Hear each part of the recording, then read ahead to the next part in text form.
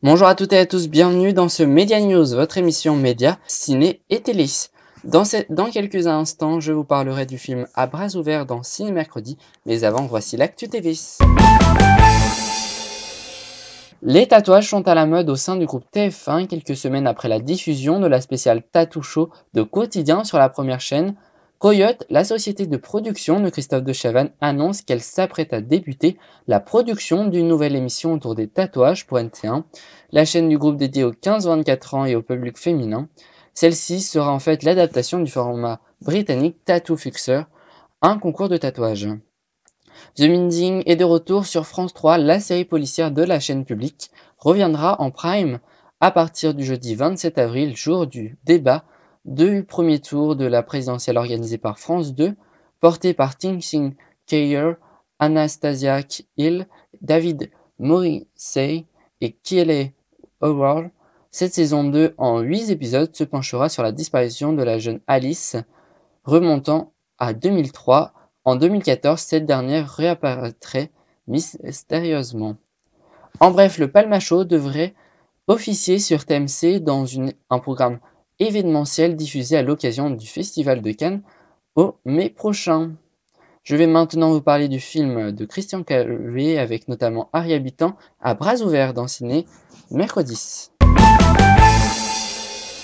Figure de la scène littéraire et médiatique, Jean-Étienne Fourguerolles est un intellectuel humaniste marié à une riche héritière déconnectée des réalités.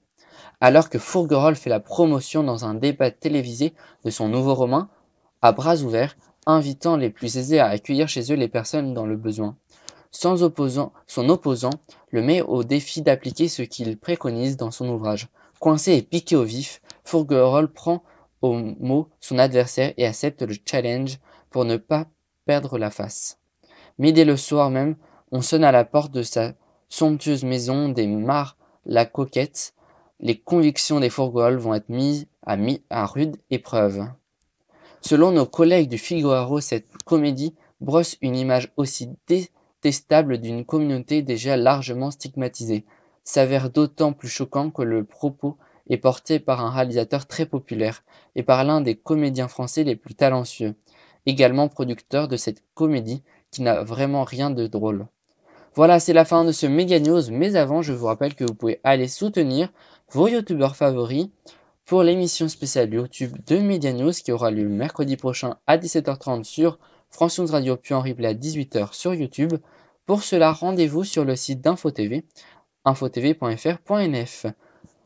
Prochain rendez-vous sur InfoTV, c'est demain avec Léandre Patron pour un JT à 18h. Quant à moi, je vous retrouve avec grand plaisir dimanche matin à 11h30 pour le Flash Info. Excellente soirée.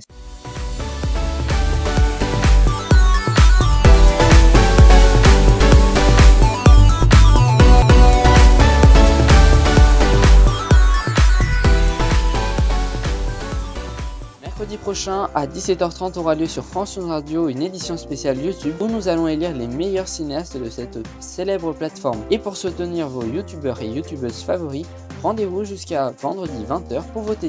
Pour cela, il faut juste aller sur notre site internet infotv.fr.nf et cliquer sur le widget Media News spécial YouTube. On compte sur vous.